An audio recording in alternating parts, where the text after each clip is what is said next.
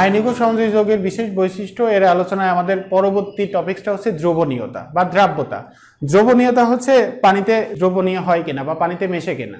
যে পদার্থ পানিতে মিশে যায় সেই পদার্থ পানিতে দ্রবণীয়। সাধারণত পানিকেই ধরা হয়, কারণ পানিকে সার্বজনীন দ্রাবক ধরা হয়। এখন আয়নিক যৌগগুলো পানিতেও দ্রবীভূত হয়, অন্য আরো অনেক পদার্থেও দ্রবীভূত হয়, কিন্তু আমরা পানিকে এখানে ধরবো কেন? পানিকেই সার্বজনীন দ্রাবক বলা হয়। তার মানে কোনো একটা পদার্থ যদি পানিতে মিশে যায় তাহলে সেই পদার্থটা হচ্ছে পানিতে দ্রবণীয়। তোমরা কি জানো যে লবণ পানিতে মিশে যায়? লবণটা কি যৌগ? আয়নিক যৌগ। লবণ কিন্তু পানিতে মিশে যায়। তো তার মানে আয়নিক যৌগগুলো পানিতে দ্রবণীয়।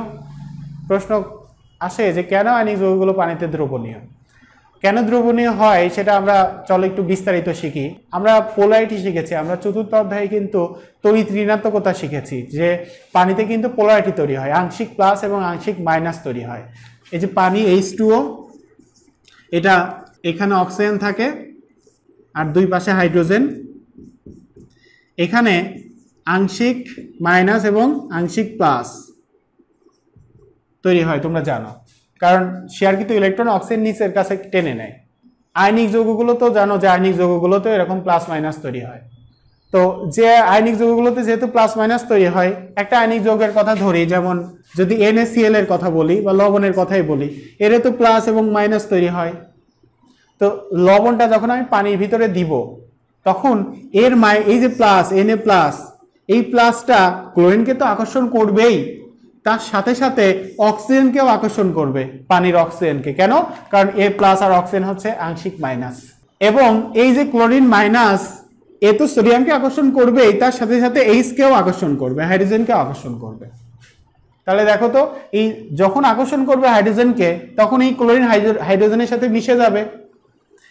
আর সোডিয়াম যখন অক্সিজেনকে আকর্ষণ করবে, সোডিয়াম অক্সিজেনের সাথে মিশে যাবে, একসাথে হয়ে যাবে, আকর্ষণ করে কাছাকাছি চলে আসবে।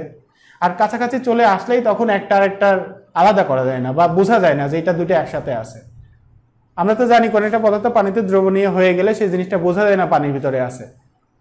কেন বোঝা যায় না? কারণ ওই পদার্থটা, যে পদার্থ পানির ভিতরে মিশাইছে, সেই পদার্থের ঋণাত্মক আয়নটা পানির হাইড্রোজেনের সাথে চলে আসে, একদম মিশে যায়, এবং ওই পদার্থের ধনাত্মক আয়নটা পানির অক্সিজেনের সাথে একসাথে মিশে যায়। সে কারণে পদার্থটাকে আলাদাভাবে বোঝা যায় না।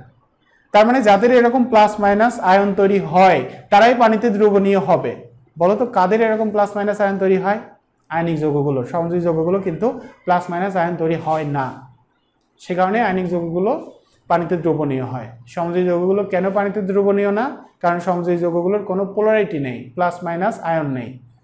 প্রশ্ন আসতে পারে যে NaCl কেন পানিতে দ্রবণীয়? তখন একটু চিত্রের সাহায্যে দেখাইতে হবে। চিত্রটা তোমাদের একটু দেখাই। যে দেখো Na plus,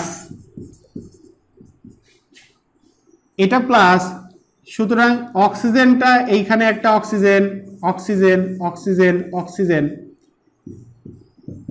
hydrogen, hydrogen, hydrogen, hydrogen. তার মানে দেখো এইগুলো সব পানি, এই যে H2O পানি, এই পানির অক্সিজেনটা দেখো সোডিয়ামের কাছে চলে আসবে। কেন? প্লাস মাইনাসকে আকর্ষণ করবে। আর ক্লোরিন Cl, এটা তো মাইনাস। দেখো ক্লোরিনের চারপাশে এরকম চারপাশে হাইড্রোজেন ঘিরে ধরবে। এই যে এইটা পানি, H2O পানি, এই পানির H প্লাস, H প্লাসটা ক্লোরিনের চারপাশে চলে আসবে, আর সোডিয়ামের চারপাশে যে O আসবে।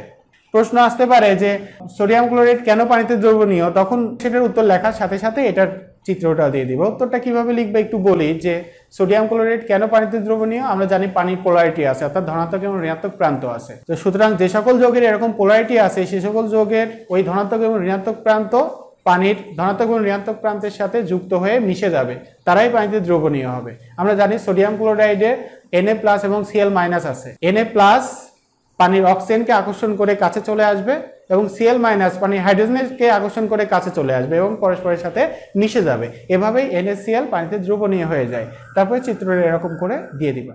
এই দেখো এখান থেকে কিছু প্রশ্ন মাঝে মাঝেই বোর্ডে দেয়, খুব গুরুত্বপূর্ণ প্রশ্নগুলো। যেমন এই যে এটা হচ্ছে ইথানল। তো এই যৌগগুলো কিন্তু পোলার যৌগ, অর্থাৎ এই যৌগগুলো কিন্তু পানিতে দ্রবণীয় হয়ে যায়। হাইড্রোক্লোরিক অ্যাসিড পানিতে দাও, পানিতে মিশে যাবে।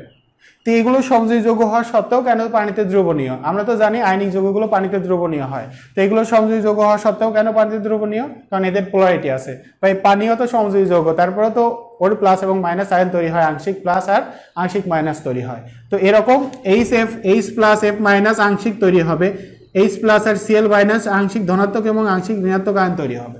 এই ধনাত্মক ঋণাত্মক আবার কি করবে? পানির এর ধনাত্মক পানির ঋণাত্মকের সাথে এর ঋণাত্মক পানির ধনাত্মকের সাথে যুক্ত হয়ে মিশে যাবে, সে কারণে এই যৌগগুলোকে পোলার যৌগ বলা হয়।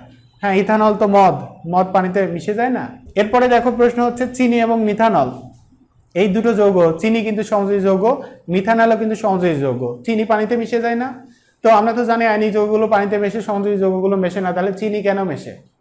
কারণ এই যে পোলারিটি, চিনিতেও পোল তৈরি হয়, ধনাত্মক এবং ঋণাত্মক আয়ন তৈরি হয়। চিনির ধনাত্মক পোল পানির ঋণাত্মক প্রান্তের সাথে বা পোলের সাথে, চিনির ঋণাত্মক পোল পানির ধনাত্মক পোলের সাথে যুক্ত হয়ে পরস্পরের সাথে মিশে যায়। এভাবেই চিনি এবং মিথানল পানিতে দ্রবণীয় হয়।